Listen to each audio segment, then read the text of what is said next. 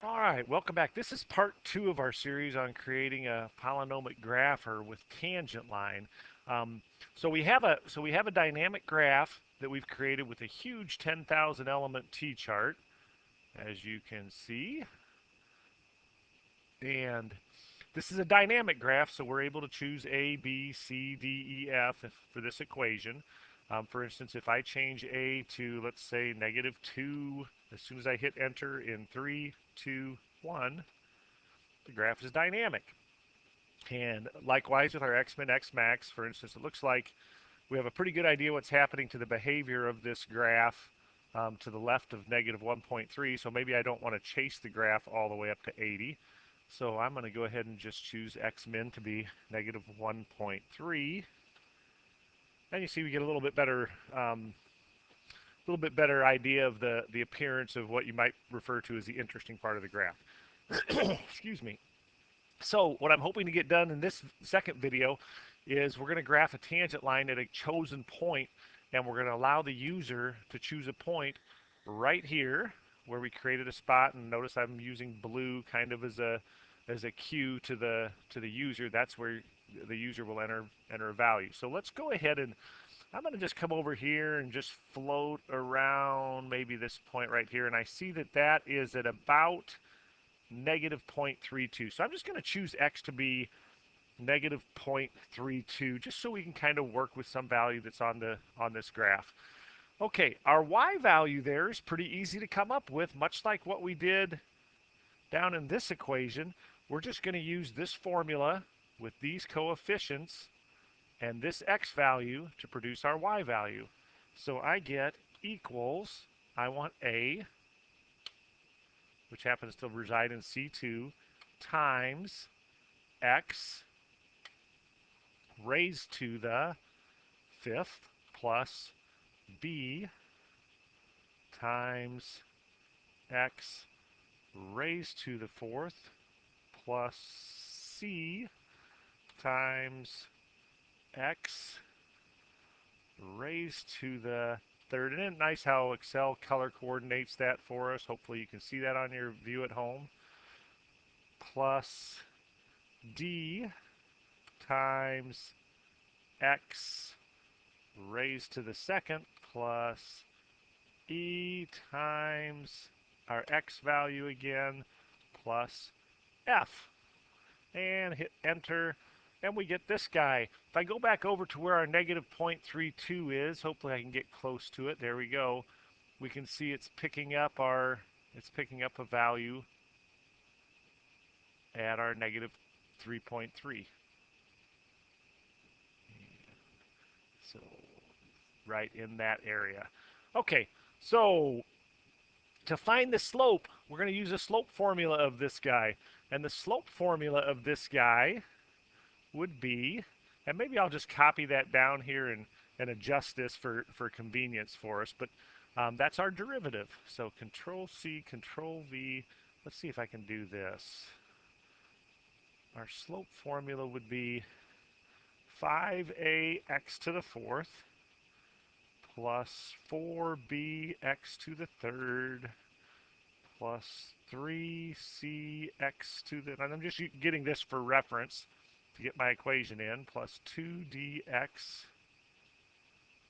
just get rid of that guy, and then just plus e. That's our derivative of this guy. So I'm, again, just a reference so I can get my correct formula in here. So I want equals 5 times a times our x value we're using, again, is right here, only raised to the fourth, plus 4 times our b value times our x value raised to the third. So it's nice to have this as reference. Plus 3 times our c value times x raised to the second. Plus 2 times our d value times plain old x. And finally plus our e value. And we don't have an f value because it's a constant, and of course the slope of a constant is 0. So this should be our slope. So now a, I've got an x value, a y value, I've got a point, and I've got a slope. So my point slope formula could just be y minus negative 3.3926 equals m, our slope, this guy, times x minus negative 0.32. So we do a little bit of work with that, and we're going to go ahead and put that equation right in here for, I'll just call this our tangent line, and we're going to solve that equation for y. So let me just take this guy, and I'm going to modify this just so you can kind of see what's going on. This might not be the greatest way to show this, but it would be y minus, I would want to put in my y coordinate, which is the value in C15, equals our slope, which is the value in C16, times our x minus our x value that's in cell C14. And again, once again, just for reference. Now, on that one, let's go ahead and solve this guy for y, and we can solve this thing for y, and I'm just going to go ahead and we could solve for y, simplify, get it in slope intercept form. I don't think I really need to do that. All I really need to do, I see here, is just add C15 across. So if I just backspace this, put this over here, plus C15, I get a pretty good idea of what my equation should look like in here. So in C21 now, I'm going to put equals. I want my C16 value times parentheses my x value, here it is over here in A21, minus my C14 value, close parentheses, plus what's in C15. So again, I'm going to erase this in a moment. That's not going to have any meaning whatsoever for the user, but it's just a nice reference, nice to be able to see the cells I'm going to be using. Now, if I tried to replicate this right now, there would be a problem, and I think I'll show you that problem because this happens to people. This happens to me. I've got a lot of experience. I still do this from time to time, and you're going to see something kind of strange happen along the way here. We get perhaps some error messages, we get some zeros. So if you go into one of these and you look, what's going on here? If I double click this, look at the highlight, that's good. I'm using these three values and this. But if I go down to my next cell, I'm now using these three values, including C17. Let's go down to one of these error ones. I'm actually using the word tangent in an equation, and I'm killing Excel doing that. So if you paid attention on part one, what we need to do is these three cells, C14, 15, and 16, I don't want those to chase down when I replicate, but I do want A21, my X value, to chase. So I'm going to change C16 to C dollar sign 16, C dollar sign 14, C dollar sign 15, and let's take a look. And there we have some reasonable change in our Y values. So let's go ahead and replicate that. Again, I could drag it down 10,000 rows, or I could double click, take a quick look. Looks pretty good. It replicated all the way down to those 10,000 values. So now I just have to get this onto these values. I'll replicate this again so it selects all of them onto this chart.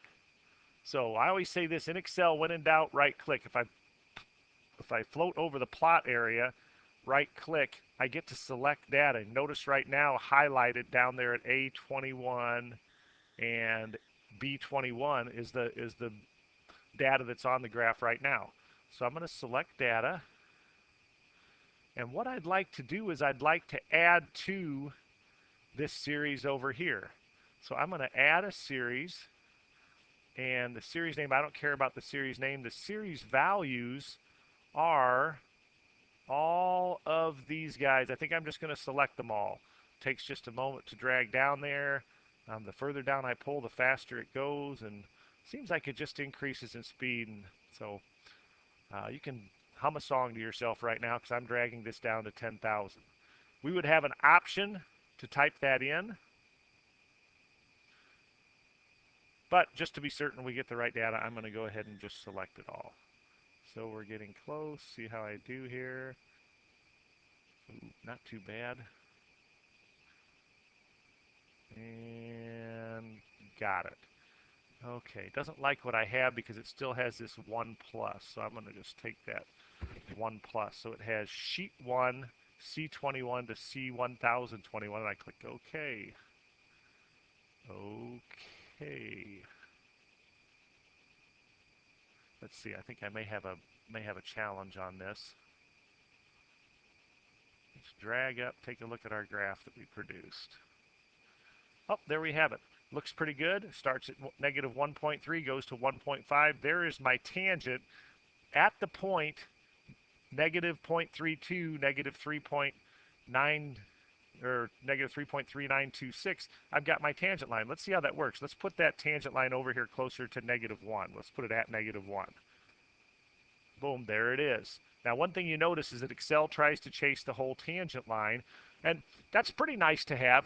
No problem there, but this is, again, it's dynamic. If I was to go, let's say, let my X-Men run all the way to negative 4, I could get a really steep tangent line if I come over here to when X is about negative 3.75. So let's go tangent line. Let's change our X value, negative 3.75. And there's our tangent line.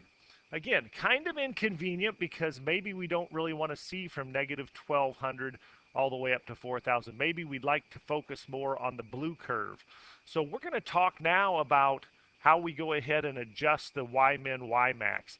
And one option we would have for that, the user would have, would just be to come over the axis and vertical axis, right click on it and format the axis. And the user could say, oh, I see, we're using a minimum that's just auto, which I guess on your, in Texas Instrument speak, that's kind of like zoom fit. In other words, if there's a value in the chart as far down as negative 1,000 or negative 10,000 in this case, we're going to try to chase it and make it fit on the on the chart. So I'm just going to go in maybe and instead of having it be auto, I'm going to fix it to maybe negative 20. And I'm going to fix my Xmax, and this may not be exactly what we want at this time, to 20, and click on close. And you see now we're negative 20 to 20. But now the user might want to go back in there and change it back to auto. And as soon as you find yourself going through a process over and over, you may decide that this is a good time to build a button that just does this for us.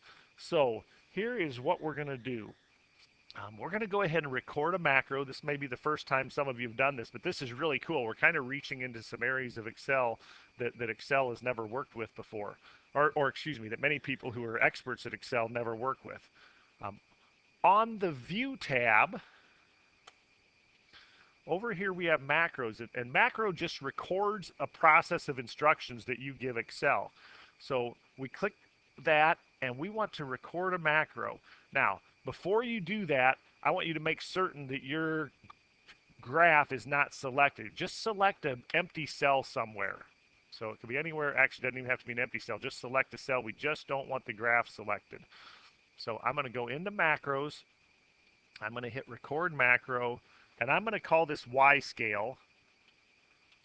You can't put any, you can't start with a number for a name, and you can't have any spaces in a name. So Y scale with no spaces, and I'm going to record this. As soon as I click OK, I'm going to go through the process that I just went through of rescaling my Y values, and then we'll take a look at what happens with that.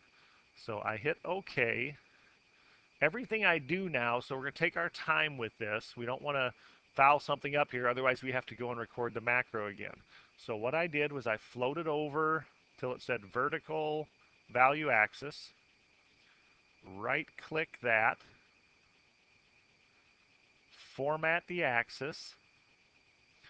I'm going to keep that at fixed. I'm just going to change the values. Maybe negative 40 to 40. Nothing magical about those. You'll see what we're doing with this in just a moment. I'm going to click close. And now, if I was to stop recording the macro now, every time I ran this macro, hit a button to run this macro, the graph would end up being left selected. I don't like that, so I'm just going to select a cell, maybe A1. And now I'm going to stop recording the macro by going up to macros, stop recording. Okay, so I've got this macro recorded out there. Let's take a look. Let's see what that looks like. You could always go into macros, view macros. Another option is Alt F11. I'm going to go Alt F11. So I hold down Alt, I hit F11 at the top right-hand side of the keyboard above backspace. And you get into this little world right here, and in that world, you've got modules down here underneath the name of whatever you've named your graph. Mine's for polynomial graph or video part 1. But anyway, yours might say book 1. That means you haven't saved yet. No problem. I'm going to open up my modules. It just says module 1. Select it. And here's what I've got. Mine says active chart objects chart 12. Yours might not be chart 12. Yours might be chart 1, 2, 3, something like that. We activate it. We selected the XL value. That's the value, the y-axis.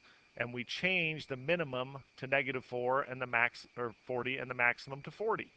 Kind of makes sense. I mean, I might not understand everything going on there, but what we have to do is we have to use our Excel values, our values in C15 for our minimum, excuse me, in C11 for a minimum out here, and in C12 for a maximum. So here's what I'm going to do. You see you have a list of little apostrophes here, some green lettering. I'm going to go next to the last apostrophe, hit enter a few times, give myself some space.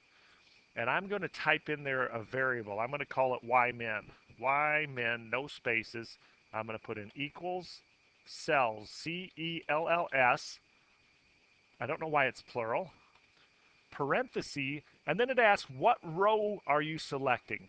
The row I'm selecting for my ymin value, if you can see over here, is row 11.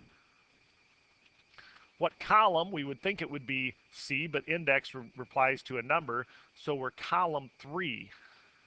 So cells 11.3 is actually C3. It would be nice if in this Visual Basic for applications if we could just type cells C3, C11, but this is what we've got.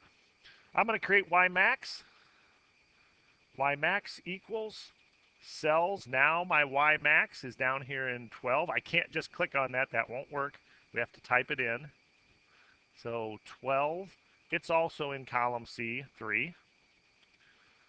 And then instead of having my values be -40 and 40, you probably know where I'm going with this. I'm going to change this -40 to ymin and this 40 to ymax.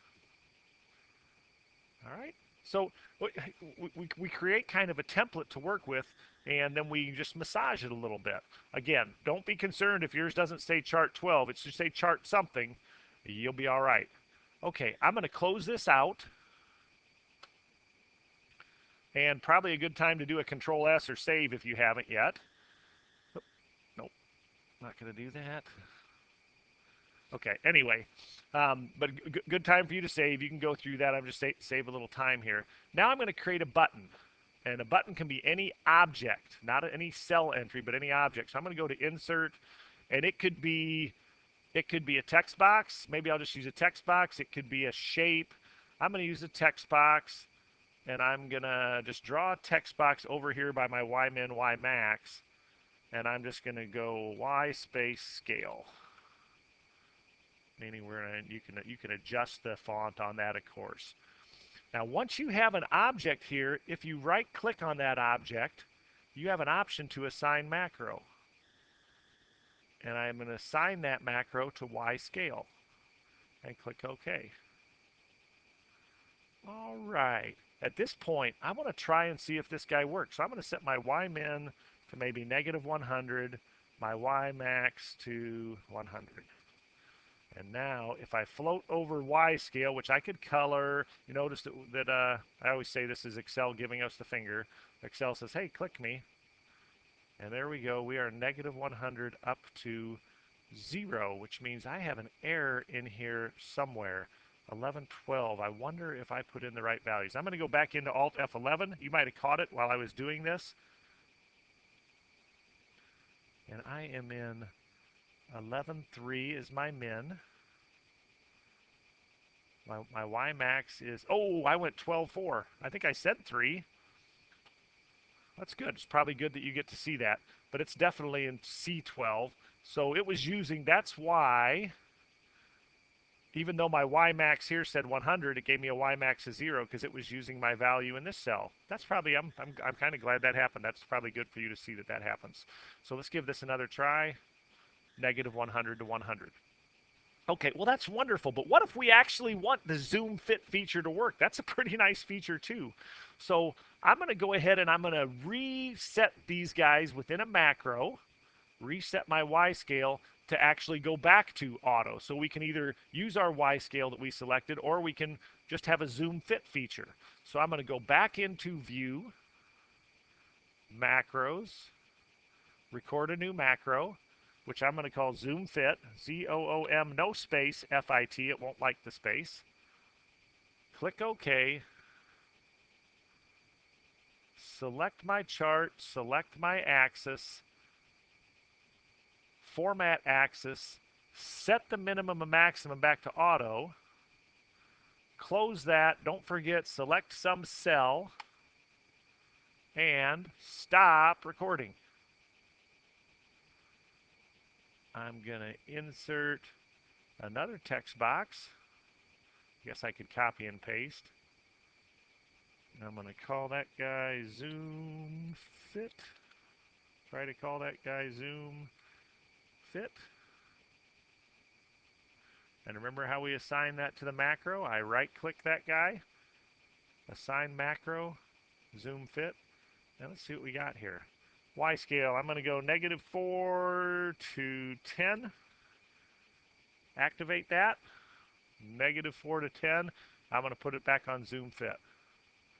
Object variable, or this happens all the time, and this is great for you to see. Object variable or with block variable not set. Debug. Okay. So I Alt F11 or I went into debug. You can stop that up here or reset. And then notice how this differs a little bit from this.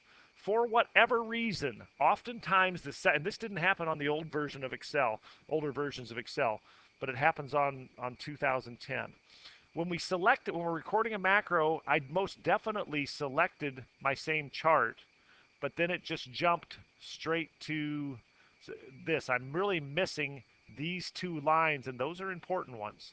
So I'm going to just steal from up here, Control C, come down here, create a little space, Control V, and notice I just put those guys right here. I think that should make some sense. Even if we don't totally understand this, all we really wanted to do was change the minimum scale from some value to just change it back to turn auto on. But we still need to select the charts. So I think we're going to be in good shape. Let's take a look. Y scale, good.